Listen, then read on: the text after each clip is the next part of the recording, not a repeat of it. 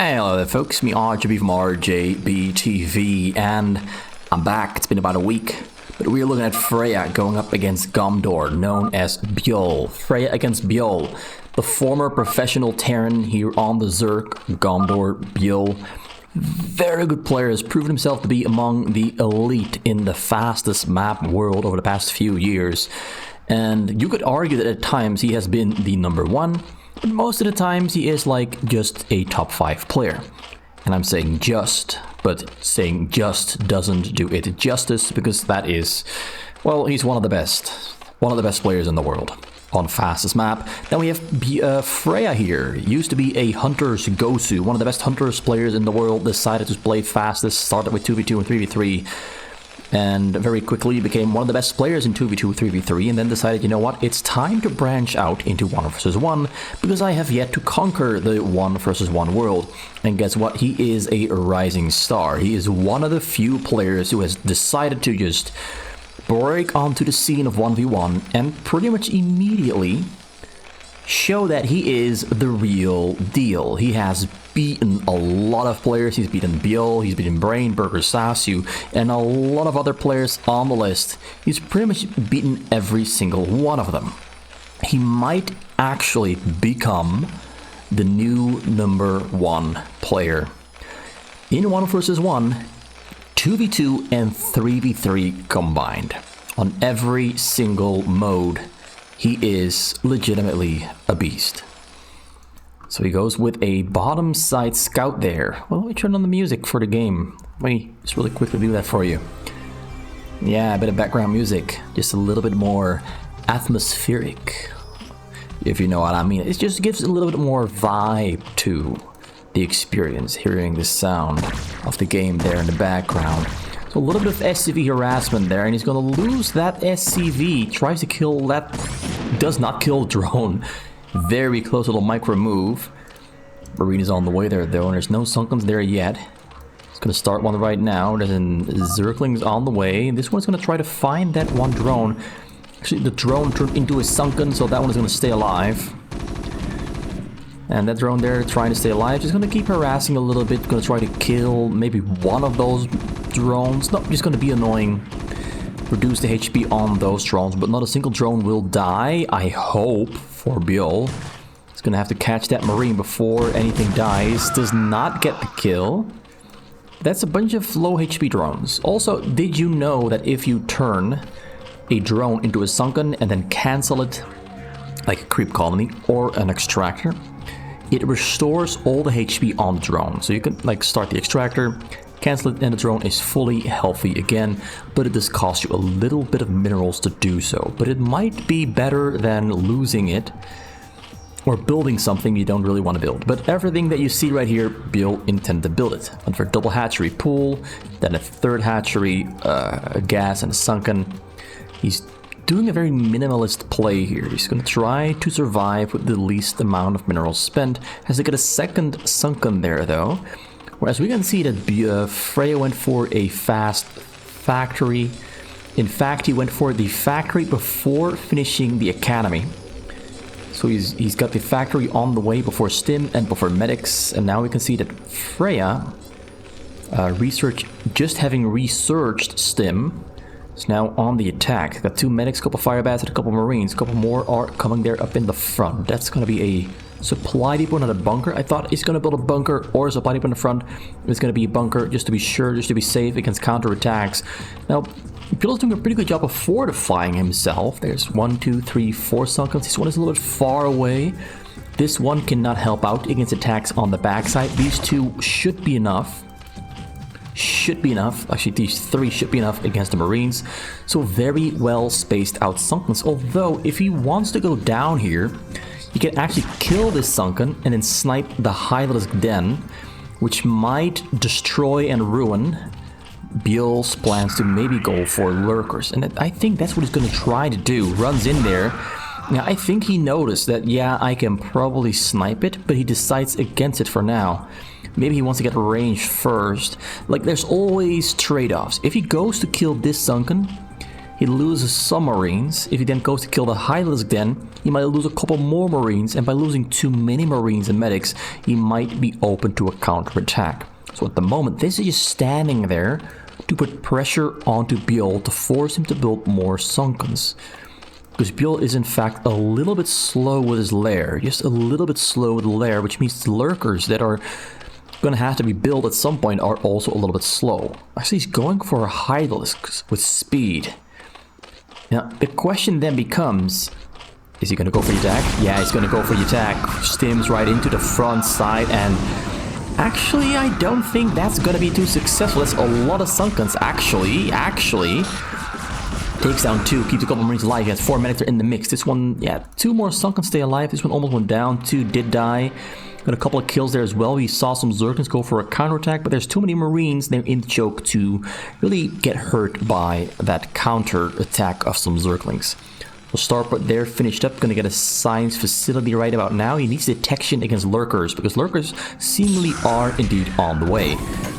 Hydralisks there on the bottom corner getting caught out. A couple of them do go down. He's gonna try to get those Hydralisks on top of the tank, but the tank joins up with the Marines just on time. Freyja is not giving Byul an opening.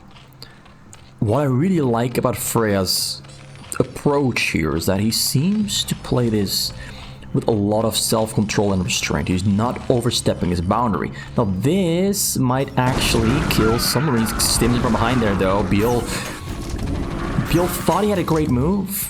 Turns out it was maybe a little mistake, because he kills 1 Marine but loses 2 or 3 Hydralisks, and the tank there takes no damage whatsoever. And that's the most important part. These tanks have to stay alive so you can progress forward with the push. The Marines have to protect. Hydralisks try to snipe that tank, but the Marines come in just on time. Freyja is really on top of this.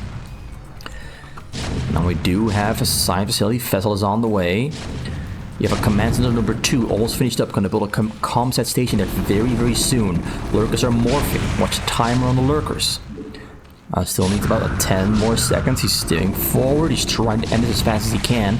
Got a bunch of Hydralisks there in the back, waiting for the moment to strike.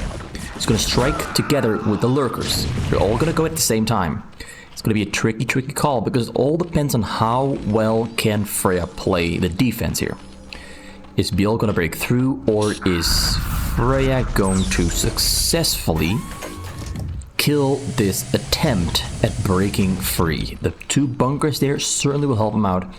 Vessel is on the way. It's gonna be a huge help. We got a radiant on the way as well. We're going to 5 barracks. We have level 1 attack on the way, not yet finished. He's going forward. This is the moment where it becomes dangerous, because the tanks are exposed. Unload, it's gonna start shooting. Medics are doing a lot of Hydralisks are not attacking. He should have sent all the Hydralisks. Ooh, a lot of Hydralisks in the back not attacking. I think he sent everything at the same time, like everything at the same time. This probably would have worked, but I think he forgot to hotkey 1 of his groups. And they just hung there in the back. Raider coming down on the drone. A couple drones will go down. How many does he lose? 27 down to 24. Very close call. Loses only 3. Offload there in the front. Will survive. More units are on the way, of course. I really don't like that Byul made a mistake there. That's a lot of kills there. But the tanks in the back getting microed backwards slightly, just around the bunkers. Bunkers protecting the tanks. And the lurkers will go down. I think Byul has lost the opportunity. I'm gonna rewind real quick to the moment in time. Oh wait, maybe it's over. It's over. Just want to rewind really quickly to the moment where I think Byul made a mistake. It should be right around here. You see, sieges up those tanks are in the front, and Byul then realizes it's my time to go. But look at this. A lot of Hydralisks not attacking. Imagine if all of these were attacking. With these other Hydralisks and lurkers, that fight would probably have flipped the game in Byul's favor. So Byul had a really good plan going here. All the timings were exactly on time, I would say. Freyja was playing a really good counter to Byul's strategy, but Byul managed to find a way to almost make a counter on this containment here, on this setup from Freyja work. All he had to do was send everything at the same time. Just so many units not attacking. But we have a second game. So we have a win for Freyja there on the board. And we're gonna go into game number 2. Let me just find it real quickly for you so that we can enjoy what happens when Freyja takes on the role of the Zerg player and Byul goes for Terran. Now Byul has what I believe is one of the best Terran against Zergs on the fastest map. And I mean, Zerg already is pretty difficult to play against Terran on fastest map at this level of play. The Terrans at this level are just so extremely good. But Byul's Terran against Zerg is just on a level that's just a little bit higher than almost everyone else. Almost everyone else is just a little bit below Byul's Terran against Zerg. So Freyja here on the blue Zerg, how is he going to play this? We've seen him play Zerg before, but I don't think we've seen him play Zerg against Terran before. So this might be the first time we get to witness what he has in store in this matchup. Because I am a firm believer that you can be an amazing player in one matchup. For example, you can be amazing in Terran against Protoss, but you can be terrible in Terran against Zerg. Likewise, you can be amazing in Zerg against Protoss, but terrible as Protoss against Zerg. I know a couple of players who have said about themselves that even though it's the same race, the playstyles against different races is so different at times that you can be absolutely terrible at playing that different playstyle. For example, the player Scan. Scan has a pretty strong Protoss against Terran on fastest map, but if you ask him to play Protoss against Zerg, he just thinks his Protoss is terrible against Zerg. He just cannot play it. That's his opinion. His own words. He thinks he just cannot play Protoss against Zerg. He just can't do it. Whereas some other players are absolutely amazing at it, but do have noticeably worse Protoss against Terran. Now Scan has really good Terran against Protoss and Terran against Terran and Terran against Zerg. Like all around, his Terran is amazing against all those races. And I would say the same applies here to Byul. Byul has really good Terran against Terran, Terran against Protoss, and Terran against Zerg. He's going here for a command center into triple barracks. Now there are some plus points here, but also some downsides to this strategy. This is something Byul loves to do against Zerg, and most of the times it works out perfectly fine. But I've seen him lose a Terran against Zerg against Darom, and Darom is also a Terran player by heart, originally a Terran player, and he plays a really good Zerg. And Darom is also a former professional player. He played in the ASL, was a really good player. So maybe it's just because they were former professionals, but yeah. Darom took a win, Zerg against Terran, from Byul, and that's rare. And it was in a game where Byul went for a command center first and just gave too much time, too much freedom, too much leniency to Darom. And I feel like this might be one of those games as well, because as we can see, Freyja does not feel scared at all. He actually skipped out on making Zerglings in order to build more drones. So he's on more drones than Byul was in the previous game, with pretty much the exact same build order. Double hatchery into a pool, into a third hatchery and a gas, and then of course you get that lair. Also, Freyja's lair is the Hylisk Den, is very slow. So he might go for a spire instead of a den. I don't see, yeah, there's a den. There is a den on the way. He's going for a den after all, but he's on 5 hatcheries in total. Double gaster in the back, 21 drones, looking very good, very strong there. He's progressing faster than Byul did last game. And it's all because Freyja went for a double barracks without a command center. Byul just loves command center first. As I said, it has its drawbacks, it has its positives and its negatives. And I think in this game specifically, the positives are being neglected and offset because Freyja just decided to go for only 2, now number 3 Sunkens in total, 5 hatcheries, and more drones than usual. Now Byul does scout the base, he knows where he is, knows what's happening now, and he sees there's already a lurker aspect on the way. Evo chamber there being built as well. Gas number 3.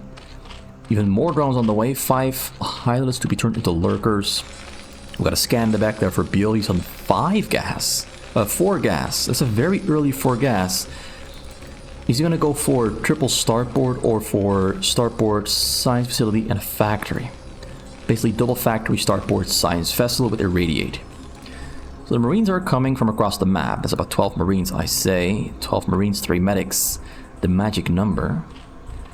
And he's maybe gonna try to find a way into dealing a little bit of damage here. There might be some places where the Sunkens do not cover the base perfectly. He's waiting for Marine range. With Marine range, he can attack the hatchery from outside of the Sunken.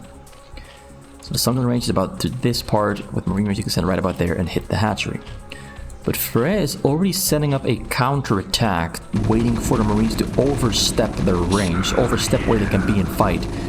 Lurkers are morphing. He's gonna go for Lurker Zergling attack. 2 more hatches on the bottom. He's progressing really quickly. Goes in there with the Lurkers. Lurkers are burrowing up.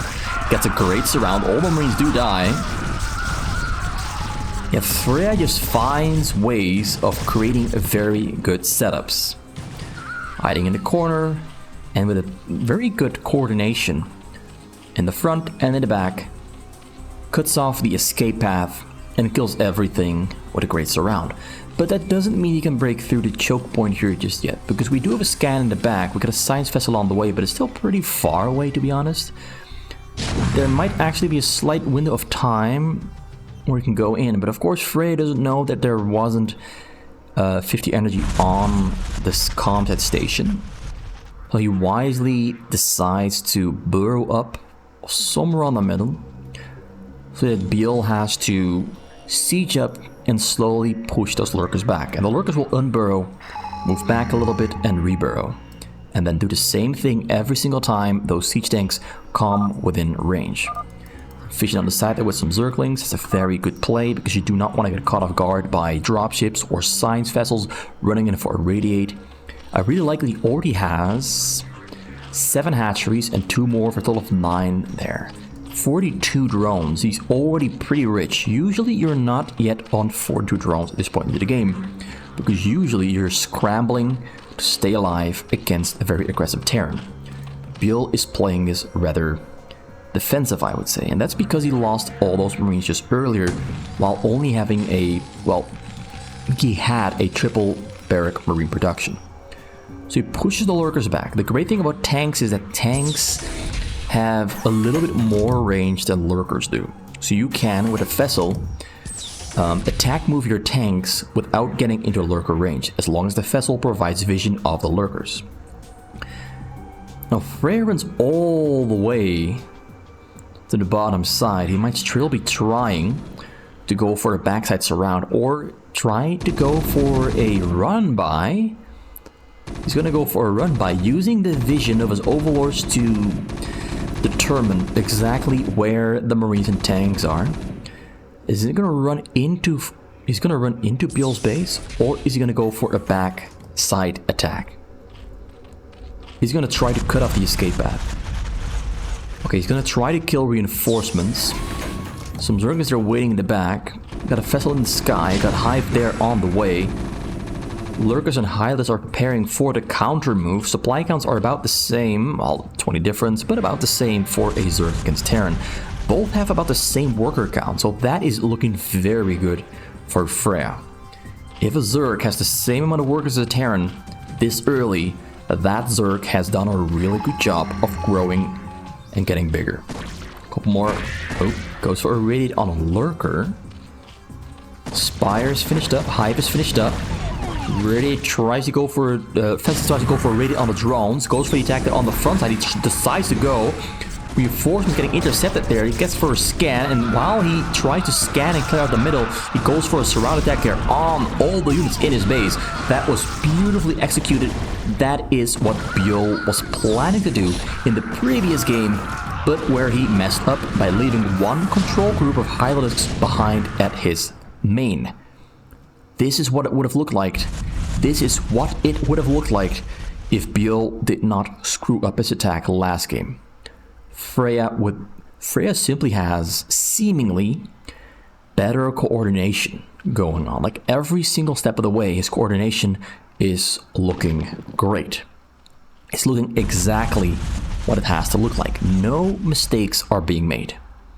That is what I like so much about Freyja. Does not make mistakes. Does exactly what he intends to do, and seemingly just always succeeds. Goes for the attack there, tries to burrow up on those tanks. Well, the tanks are in the back. Marines there in between as well. Yeah, he's gonna break through. He's gonna break through. It's just an overpowering force, and Freyja actually has more supply now than Byul. And this is actually the point where Byul has to start to contemplate about the possibility of having to mull over the conceptualization of having to start to worry about the situation that he's in. Because Freyja is big, has a big army, and he's got all lurkers, and he's got a Defiler Mount finished up, Consume on the way, got all upgrades for Overlords, for air and for ground, all being researched.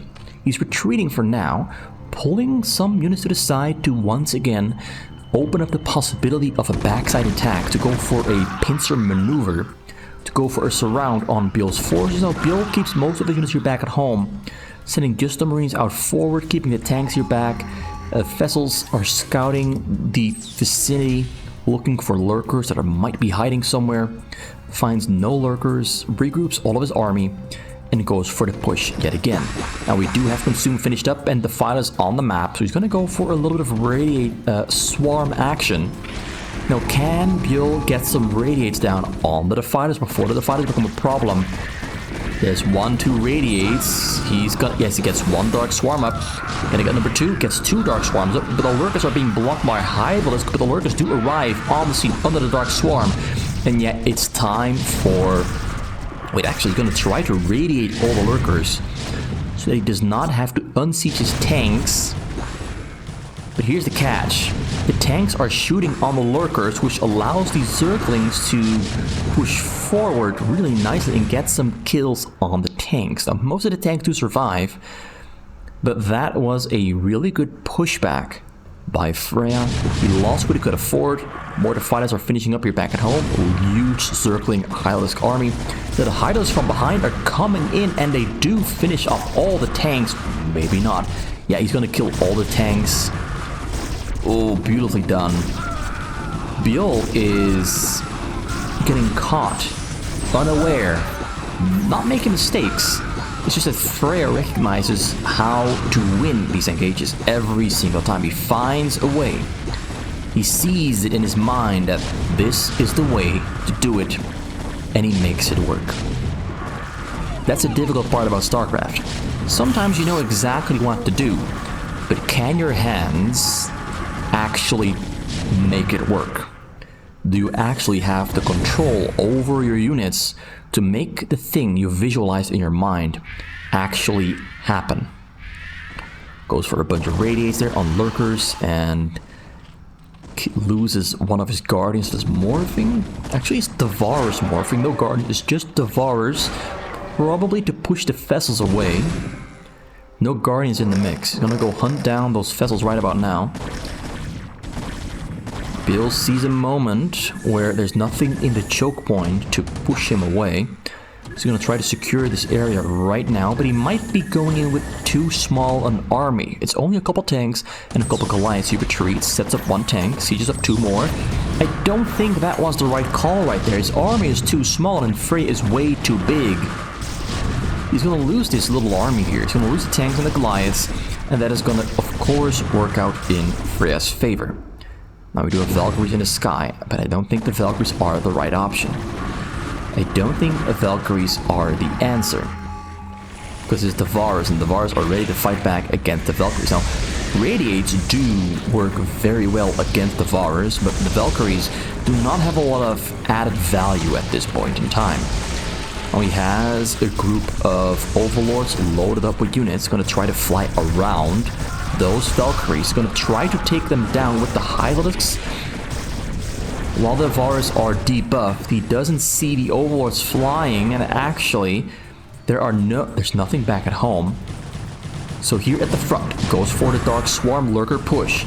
Pushes and kills the tanks out of his choke point. And the Overlords that flew across the map just outside of Valkyrie vision will arrive at destination, and Byul has nothing in the back. Tanks are retreating. They're returning back home. So are the Vessels and the Valkyries. They're trying to get your back on time. He uses a Plague on the SCVs. That's very smart. Does not use a Dark Swarm, uses a Plague.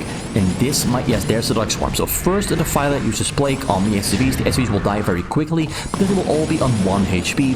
And then he's absolutely destroying Byul's economy.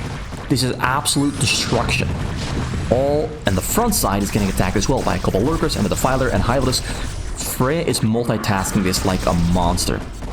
And seemingly, Byul is in such a bind, in so much trouble, that he cannot focus on both sides at the same time.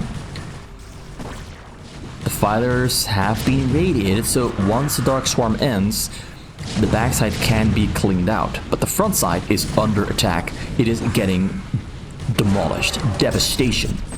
Pure and absolute devastation is happening right in front of our eyes. This game will not yet be over because currently there are enough siege tanks for Byul to still buy himself a little bit of time.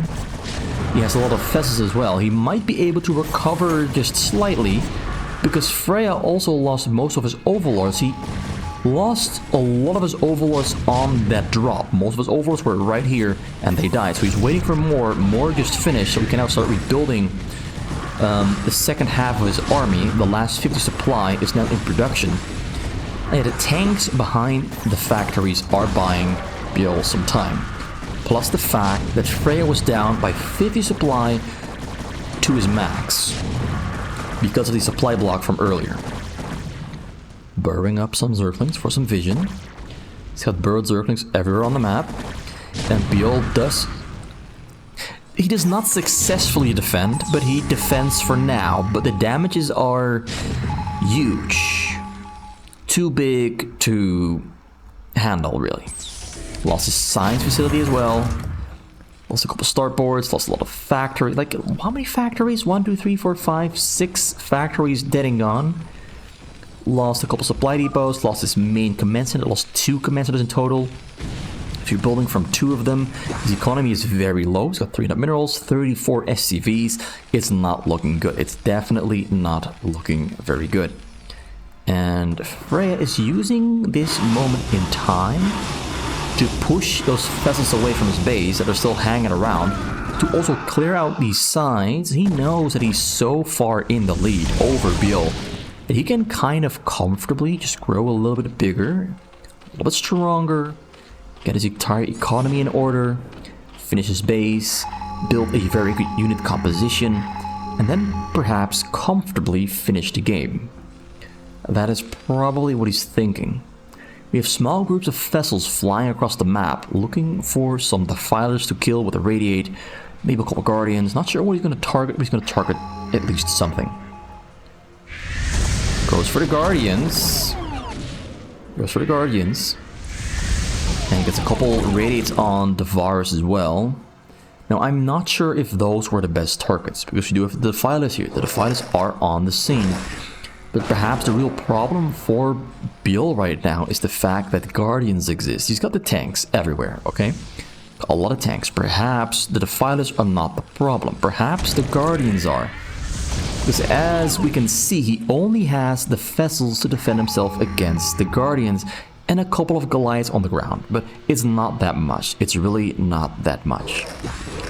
And the Devars are a problem as well, because the Devars can kill the Vessels, and the Vessels are too expensive to replace because his gas income is low, and so are his minerals. Both the income on his gas and minerals are too low to really build any viable anti-air beside Goliaths. Goliaths are cheap. Low gas, low minerals. So a couple Zergers are coming in to start cleaning out some units, and basically anything that Byul loses at this point is good for Freyja.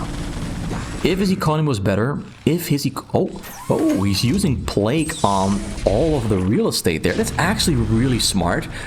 Ooh, Freyja is showing off his brainy playstyle here. So once he gets in there and gets on top of those supply depots, he can kill those supply depots very, very quickly. Another Plague on all the SCVs.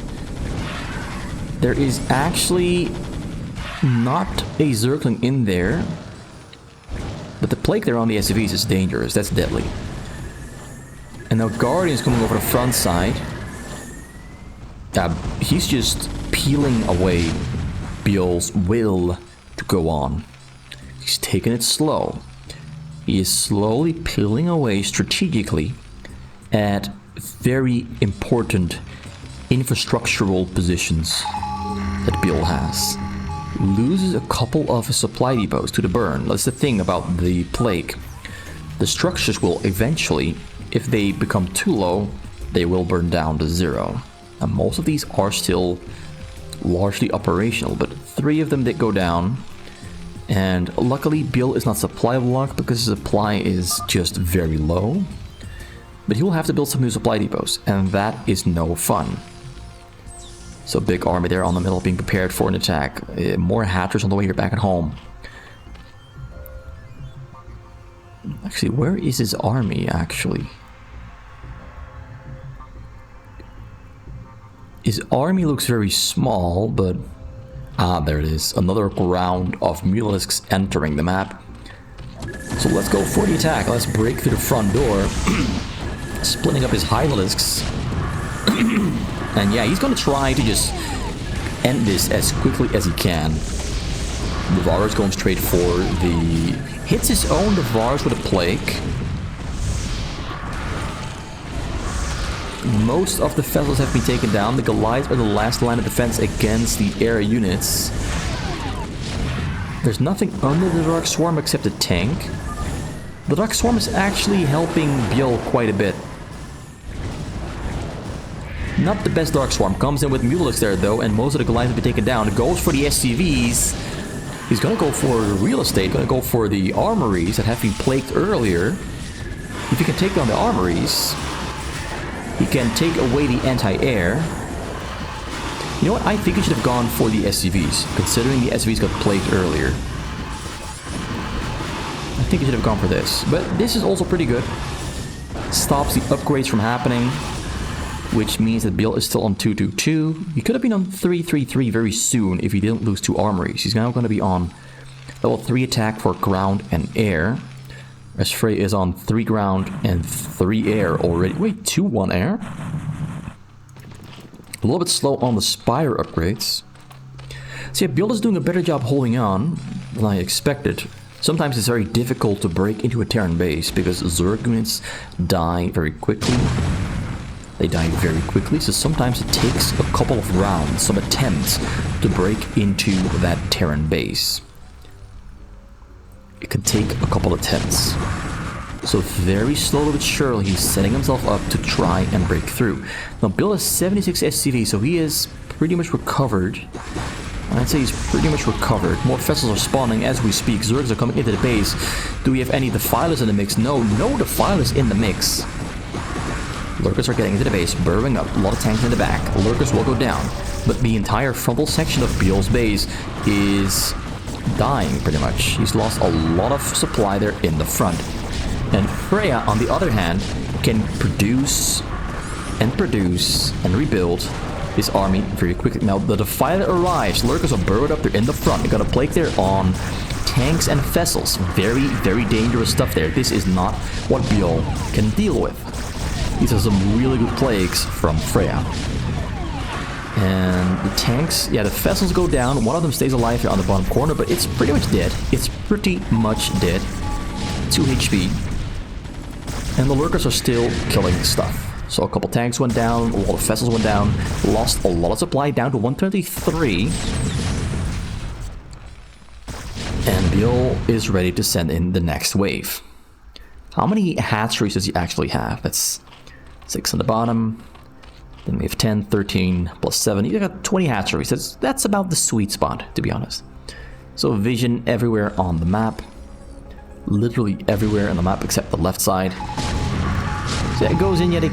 No, never mind. He's still rebuilding the next wave of units. Actually, he is...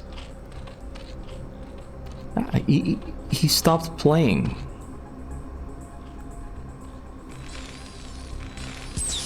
Okay, Freyja's back.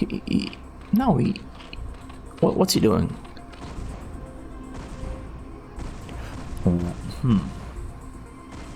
He's waiting. He's gonna try to just fly in there with the Mutalisks and then go in with a drop at the same time. Arrives on location, gets a pretty decent surround there, sends the radiated Mutalisks to the SCVs. Gets on top of everything. There's a lot of radiates, a lot of Valkyries on the scene, and Overlords unloading on top of everything. Arriving on the scene, killing the entire backside. There's only this section of tanks there on the left side, but the right side is being taken down. They're in the back. That was actually a better attack than I thought it would be. And yeah, all the SCVs are dying, command centers are dying. The tanks are there on the... He's got 0 minerals. No minerals remain. He cannot rebuild... Yeah, it's done. 0 minerals and no command center. It's over. It's never been as over as this. He's gonna have to cancel structures in order to make a command center. And you know what? He's not gonna be able to. Because look at this. Look at this. Units are coming over the front door. Byul calls GG, and Byul loses another TVZ, which he doesn't lose that often. But Freyja was on top of everything from start to finish. He played this one to perfection. Really. Like, there's no fancy micro going on from Freyja. It's all planning and coordination. Freyja has perfect control over his army movements on a larger scale. Like, the micro is still pretty good. He's a very good micro player, but he doesn't focus on the micro. He focuses on large scale coordination of his forces with precise timing and great target selection. Somehow he finds a way to play Byul's playstyle better than Byul. And that is impressive because Byul is kind of the same. Byul focuses on coordination, planning, and very good movement. His micro is also very good, but he relies on that micro much less than he does on his planning and his awareness and his large-scale coordination. And Freyja pulls it off better than Byul. Thank you for watching. It's RG from RGB TV. Hope you enjoyed this battle between Freyja and Byul. Honestly, Zerg against Terran is one of the most fun matches to watch. And I do hope to see you return when I come back with the next video.